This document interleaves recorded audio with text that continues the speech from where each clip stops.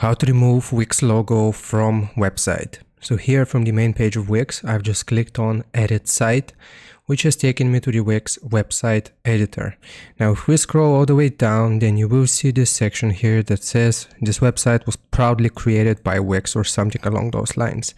Now, we can remove this itself, so we can remove the text, but if we want to remove the website logo here, as you can see, to remove the Wix banner from your site and use your own personal favicon, you will need to upgrade to a premium plan. So right here, again, from the homepage of Wix, if we click on compare plans, it will show us all of the, premium plans on Wix.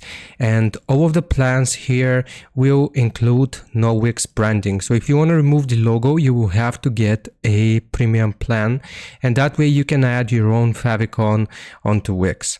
So I hope this helps you out. Hope this was informative. Leave a like and sub. I'll see you next time.